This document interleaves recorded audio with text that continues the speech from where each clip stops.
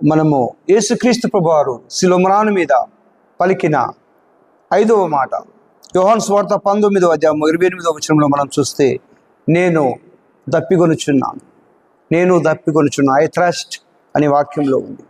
కాబట్టి ప్రియమైన దేవుని బిడ్డలారా, యేసుక్రీస్తు ప్రభువారు నేను దప్పికొనుచున్నాను అంటున్నట్లు మనం చూస్తున్నాము. తాను అనేకమైన హింసలు పొంది 6 గంటలు ఆ శిలువ మీద వేలాడాడు. అంత మాత్రమే కాకుండా తను రక్తమంతా కూడా పోవడం ద్వారా తన నోటిలో ఏమాత్రము నీరు అందించబడలేదు. తన శరీరంలో నీరు రక్తమంతా కూడా చెమట రూపంలో వెళ్ళింది, రక్తమంతా కూడా కారిపోయింది. అతడు డీహైడ్రేషన్ గురయ్యాడు. ఆహారం లేకుండానైనా కొన్ని దినములు బ్రతకొచ్చు, కానీ నీరు లేకుండా మనం బ్రతకడము అది చాలా కష్టం. కాబట్టి ప్రభువారి రక్తమంతా చిక్కబడిపోయింది. నీరు రక్తం శరీరంలో ఉంటేనే మన హార్ట్ పంపింగ్ జరుగుతుంది, మన గుండె సజావుగా సాగుతుంది. కానీ తన నీరు రక్తమంతా పోవడం ద్వారా ప్రభువారు దప్పికొన్నట్లు మనం చూస్తున్నాము. ఇది ఆయన శరీరధారుగా ఉన్నట్లు మనం చూస్తున్నాం. ఆయన దప్పిక కొన్నిసార్లు మనం గమనించినట్లయితే శరీర సంబంధంగా నిజంగానే 6 గంటలు శిలువ మీద ఏలాడిన ప్రభువారికి దప్పిక వేసింది. ఆయన మానవ శరీరంతో ఉన్నాడు కాబట్టి. అంత మాత్రమే కాకుండా ఆయన దప్పిక కూడా మనం చూసినట్లయితే సమరయ స్త్రీ దగ్గరికి వెళ్ళి దాహమునకు నీళ్ళు అడుగుతాడు, ఆమె నీళ్ళు ఇవ్వదు. అయినా కానీ ప్రభువారి యొక్క దప్పిక తీరుతుంది. ఎప్పుడంటే ఆమె పాపములు ఒప్పుకొని ప్రభువును విశ్వసించినప్పుడు, ఆమె ఆ గ్రామమంతా వెళ్ళి సువార్తను ప్రకటించినప్పుడు దేవుని యొక్క దప్పిక తీరుతుంది. ఆమె నీళ్లు ఇచ్చినట్లు ఈయన తాగినట్లు లేదు.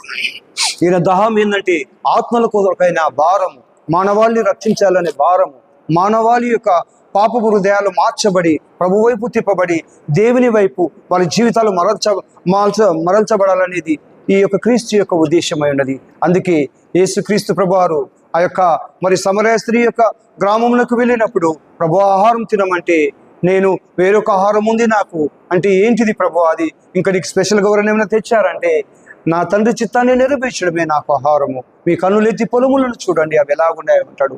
అంటే ఆత్మల భారము కలిగిన ప్రభువు ఆయన ఆత్మల కోసము దాహము కలిగి ఉన్నాడు. ఆత్మలు రక్షించవలనని దాహము కలిగి ఉన్నాడు.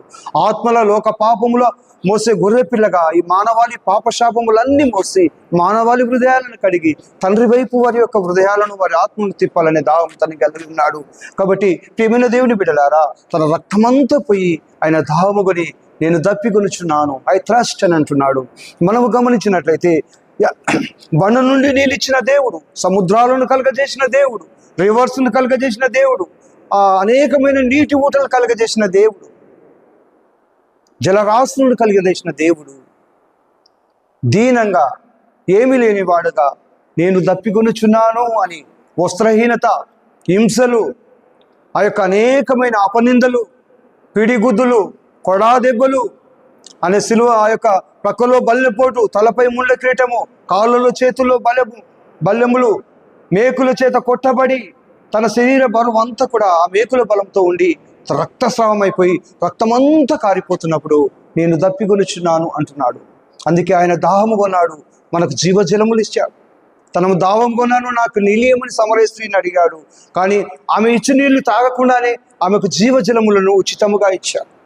మనందరి కూడా జీవజలములు కలగజేసిన దేవుడు, జీవనదులు కలగజేసిన దేవుడు, ఈ యొక్క భూమి పైన ఉన్న నీళ్ళన్నిటిని కూడా, జలరాశులన్నిటిని, జలధారలన్నిటిని కలగజేసిన దేవుడు దాహము కొంటున్నాడు. ఎందుకు దాహము కొంటున్నాడు అంటే, ఇంకా మానవాళి దేవుని ఎరగక ఇంకా లోక పోకడలో అనేకమైన వ్యర్థమైన వాటిని అనుసరిస్తూ నడుస్తున్నప్పుడు వారి కోసము ఆయన దాహము కొని ఉన్నాడు.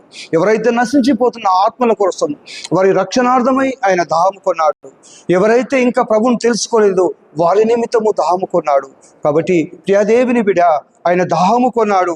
ఎందుకు దాహము కొన్నాడంటే, నేను ఆ పాప శాపముల నుంచి విడిపించి నేను ప్రభువు యొక్క మార్గం వైపు మలపాలని, ఆ విధంగా మళ్లించడం ద్వారా, తండ్రి యొద్దకు మళ్ళడం ద్వారా ఆ ఉచితమైన జీవజలములు ఇవ్వాలని ఆయన దాహం ఎందుకు కొన్నాడంటే, ఆయన నీకు జీవజలములు ఇవ్వడానికి. సమరయ స్త్రీ యొద్ద దాహం ఎందుకు కొన్నాడంటే, ఆమెకు జీవజలములు ఇవ్వడానికి. ఆ శిలువ మీద ఎందుకు దాహం కొంటున్నాడంటే, నీకు, నాకు, మనందరికీ కూడా జీవజలములు ఇవ్వాలని.